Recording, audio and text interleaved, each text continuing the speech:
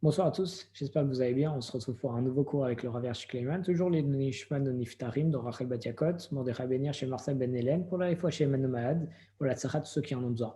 On se trouve à une nouvelle stratégie, la sixième stratégie, la seconde partie pour pouvoir faire accepter nos prières, qui est s'éveiller à l'humilité. On rapporte les propos d'un Rav, on ne sait pas encore c'est qui nous dit lorsque j'étais enfant, excusez-moi, je fus délaissé comme un orphelin. Et c'est de cette façon que j'ai grandi. Et à chaque fois que je traversais une épreuve, je m'armais de mon livre de Teilim et Akadosh Baruch Hu acceptait mes prières et écoutait mes prières. Il a dit faites la même chose et Hachem, le roi du monde, vous aidera. Et ce pauvre orphelin, qu'on vient juste de mentionner, n'était d'autre que le Chafetz Chaim.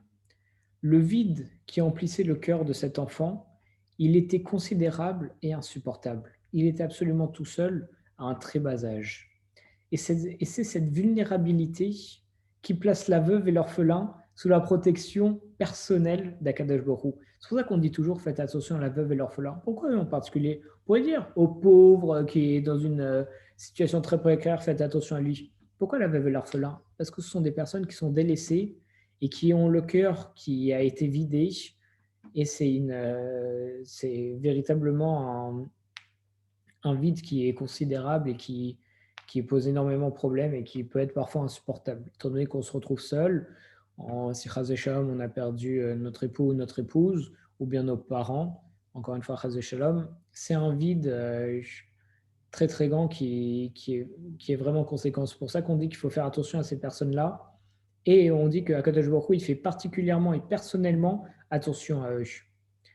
D'ailleurs, la Torah, elle nous met en garde dans Shemot, elle nous dit, ce qu'on vient de citer, ne fais pas souffrir la veuve et l'orphelin. Et il y a marqué, si tu oses les faire souffrir, etc., parce que s'ils s'adressent à moi en pleurant, j'écouterai certainement leurs pleurs et leurs prières. Qu'est-ce que ça signifie? Se dire, surtout, ne fais pas souffrir la veuve et l'orphelin. D'abord, de façon générale, on ne fait pas souffrir quelqu'un qui soit juif, non juif, et il n'y a rien à dire par rapport à ça, mais particulièrement la veuve et l'orphelin, parce que Dieu, il est très proche d'eux, et souvent, s'ils font la prière, ils le font avec des pleurs. Pourquoi avec des pleurs? Parce qu'ils ressentent un véritable vide et un manque d'amour, parce qu'ils ont perdu soit leurs parents, soit leur époux ou épouse. Et donc, ce sont des prières très, très, très fortes qui sont faites véritablement avec le cœur, avec des pleurs. Et donc, Akadosh Baruch Hu, il dit, je fais personnellement attention à eux, par le malheur qu'ils ont eu. Et en plus de ça, j'écoute leurs prières qui sont faites avec des pleurs.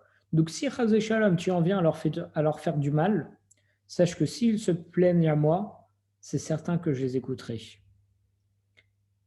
Et donc le verset, il utilise une redondance pour mettre l'accent sur la signification des mots. Si tu oses lui faire de la peine, et il dit aussi, s'il se plaint à moi. C'est une répétition. Le Rav Shimshon David Pinkus, il interprète cette répétition pour expliquer la force justement de la prière de la veuve et de l'orphelin. En général, une personne elle a recours à la prière comme l'une des nombreuses façons d'utiliser un moyen pour pouvoir alléger ses souffrances. Mais la veuve et l'orphelin, eux, au contraire, ils n'ont en réalité personne envers qui se tourner, comme nous dit le Rambam. Donc, au Hachem, ceux qui n'ont pas perdu de proches, ils utilisent la prière pour subvenir à leurs besoins quand ils ont des souffrances, mais la veuve et l'orphelin, ils parlent surtout avec Dieu parce qu'ils n'ont personne d'autre vers qui se tourner. Et c'est un des fondements et un des buts pour lesquels on est sur Terre, c'est reconnaître Dieu et reconnaître que Einon Milvado, il n'y a rien d'autre que lui. En réalité, tout ce qu'on a, on devrait se retourner vers lui. Et la veuve et l'orphelin, ils le font naturellement, étant donné qu'ils ne peuvent aussi se retourner que vers lui. C'est pourquoi ils implorent Akadosh Baruch Hu à maintes et maintes reprises jusqu'à ce qu'il soit exaucé. Et il n'a jamais l'affaire, étant donné qu'ils n'ont personne d'autre, ils n'ont pas vraiment d'humain vers qui se retourner. En tout cas, pas d'humain proche comme un père ou un époux ou une épouse. Les lois qui régissent notre posture pendant la récitation de l'Amida, c'est-à-dire debout avec les pieds joints, pour être comme un ange. Pourquoi les pieds joints? Parce qu'on dit que les anges, ils ont un seul pied. C'est pour ça qu'ils ne peuvent pas se déplacer, pas certains anges, Donc c'est pour ça qu'on se tient debout avec les pieds joints, comme si on avait un seul pied, pour être comme des anges face à Kadosh Baruch Hu. Donc cette posture, elle nous permet de réaliser et d'éveiller la modestie qui est en nous.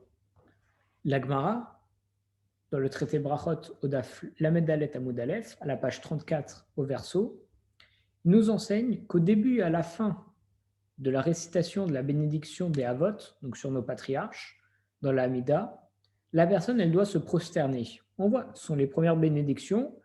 On dit Baokrata Hashem, Magan Abraham, et aussi Elokeno, Velokei Avotenu, Elokei Abraham, Elokei Israël, Elokei Yaakov, dans la première bénédiction. Et donc, au début et à la fin, on se prosterne. Bien entendu, on rappelle que pour se prosterner, il faut plier les genoux quand on dit Barour, on s'incline vers l'avant quand on dit Ata, et on se relève quand on dit Hachem. Pareil, dans Barechu, toujours, on se relève quand on dit Baruch et Hachem. Dès qu'on dit le nom de Dieu, on se relève. Pareil, dans les Shabéar, quand on dit Akadosh Baruch quand on s'est prosterné, on se relève à Akadosh Baruch. Et on dit que quand on dit Ata, et qu'il faut se prosterner, il faut se pencher en avant jusqu'à ce que les vertèbres se séparent. On voit ça aussi dans la même page du traité Brachot. Il faut aussi se prosterner lors de la bénédiction de Modim, là où on remercie Dieu. Pareil, on se prosterne au début et à sa fin, lorsqu'on dit Atov Shimchon El Chanae Leodot. Ça, c'est c'est un avis. Donc c'est ça, excusez-moi, ça c'est ce qui est rapporté dans la Gemara Brachot, du traité Brachot. Donc c'était avant la halakha. Du temps où il y avait le temple, le Kohen Gadol, il se prosternait à la fin de chaque bénédiction de la Hamida, et le roi, qui venait aussi au temple, il se prosternait au début et à la fin de chaque bénédiction. La Gemara, toujours dans le traité Brachot, mais cette fois au verso, rapporte une autre opinion selon laquelle le roi qui viendrait, il serait courbé durant toute la prière. On se dit, pourquoi est-ce qu'il y a une différence entre nous qui faisons la prière, où on doit se prosterner que pour la prière des Havot et pour la prière de Modim, le remerciement, avec le Kohen Gadol qui, lui, se prosterne à la fin de chaque bénédiction, et avec un roi qui se prosterne au début et à la fin de chaque bénédiction, et, selon certains, courbé durant toute la prière. Pourquoi est-ce qu'il y aurait des différences comme ça? Parce qu'en réalité, le fait de se prosterner, ça inculque la modestie. Et plus la personne, elle occupe un poste important, plus elle doit s'abaisser devant Akadosh Baruch Hu. C'est Rashi qui nous dit ça. Donc en réalité, nous qui sommes si je peux me permettre, parce qu'on a Cohen, Lévi, Israël, et comme on est Israël, en tout cas pour moi, alors je n'ai pas un haut poste, si vous voulez. Non, d'ailleurs, non, c'est que j'ai certain, je suis très loin d'avoir un poste.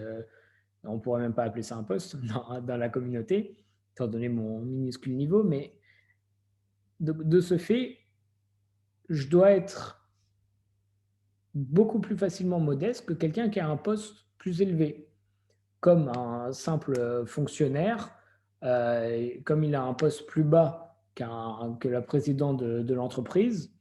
Alors, le président de l'entreprise, il a beaucoup plus de chances d'être plus orgueilleux et d'avoir donc beaucoup moins de modestie, étant donné son poste. Donc là, c'est la même chose. Quelqu'un qui fait partie de la catégorie Israël, qui est la toute première catégorie des Juifs, alors qu'il est moins élevé, si vous voulez, que les Kohanim, qui sont moins élevés que le Kohen Gadol, qui est moins élevé, qui pourrait se sentir moins élevé qu'un roi. Donc en réalité, on voit que le Juif, il doit se prosterner pour les Havot et pour Modim. Un Kohen, pour être sûr qu'il n'ait pas d'orgueil, Chazvesham, ni quoi que ce soit, alors il va se prosterner à la fin de chaque bénédiction. Parce que plus il va se prosterner, plus ça veut dire qu'il va s'abaisser, qu'il va s'annuler et qu'il va montrer de l'humilité devant Dieu. Et le roi, qui lui a un grand poste avec plein d'honneurs, etc., alors lui, on lui demande soit de se prosterner au début et à la fin de chaque bénédiction, soit durant toute la prière, parce que lui, on a vraiment besoin de lui faire une action physique pour le rendre humble et être sûr qu'il est humble. Le Shulchan Aruch, dans le Siman 95 au Seif Aleph, premier Seif, également, il décrit la position à avoir durant la Hamida, qui en réalité limite le pouvoir physique de la personne et amplifie sa sensation d'impuissance et la modestie qui en découle face à Kadosh Baruch Hu. Parce que le Shulchan Aruch il nous dit il faut joindre les pieds de façon à ce que les pieds ne fassent qu'un, donc ce qui fait qu'on ne peut plus marcher. Les mains doivent être jointes sur son cœur. On avait vu une fois, c'est très bien de placer ses mains sur son cœur en plaçant la main droite juste au-dessus de la main gauche, ce qui fait qu'on ne peut plus non plus utiliser ses mains. Donc on ne peut pas utiliser nos pieds, on ne peut pas utiliser nos mains. Il faut se tenir comme un serviteur devant son maître dans le respect, la crainte et l'appréhension. C'est vrai que le Shulchan Aruch, il nous décrit la position à avoir durant la Hamida, qui est une position où ça restreint énormément nos aptitudes physiques et nos capacités de déplacement. Ce qui fait que enfin, plutôt, moins on peut faire de choses, plus on va être modeste parce que plus on se sent petit. Moins on a de capacité, plus on est petit. C'est comme un roi qui a une ampleur de pouvoir et le nombre de choses qu'il peut faire, alors il se sent très grand. Mais un petit fonctionnaire qui a juste accès à des salles pour passer le balai, alors il a un éventail de capacités beaucoup moins élevé, donc il y a moins de chances qu'il soit orgueilleux. Donc là, c'est la même chose, on va rabaisser à tel point de même être comme un serviteur et qu'on puisse même pas bouger pour être sûr qu'on n'ait pas d'autre capacité à part pouvoir parler avec Dieu et être sûr qu'on soit humble durant la Mida, étant donné qu'en plus de ça, on se prosterne. Et en prenant cette position, donc la personne, elle prouve qu'elle ne compte que sur Dieu et pas sur ses propres forces. Donc quand on le prouve et donc on commence à le ressentir, alors Dieu il va commencer à nous écouter parce qu'on a dit Dieu, jamais il peut cohabiter avec un orgueilleux. Et par conséquent, il va écouter nos prières étant donné qu'on montre qu'on est totalement humble et annulé à lui, il n'y a que lui qui peut tout faire. David Amiller, il nous enseigne que dans la prière, nous sommes tous comme des orphelins. Comme il dit, car mon père et ma mère m'ont délaissé, mais Hachem m'a recueilli. On voit ça dans le Teilim 27. Et en se retournant vers Dieu avec la conviction que lui seul, il est lié à tout et lui seul à tout moment peut nous aider et nous secourir, lorsque l'on prie régulièrement en sachant qu'il n'existe aucune autre adresse pour notre délivrance que Akadosh Baruch Hu. D'ailleurs, si j'ai un gros problème et que je vais voir quelqu'un et que cette personne résout mon problème, c'est que parce que Dieu lui a donné les possibilités de le résoudre. Donc c'est un messager et un vecteur par lequel Dieu est passé pour nous aider. Mais en réalité, tout vient de Dieu. Donc si on se rend compte de ça, on bénéficie de la garantie de Hachem que j'écouterai certainement leurs plaintes en parlant bien entendu de la veuve et de l'orphelin étant donné qu'ils sont totalement tournés vers lui parce qu'ils savent que Enon Milvado, il n'y a rien d'autre que lui et personne d'autre peut faire quelque chose pour eux. Razak ou tout le monde.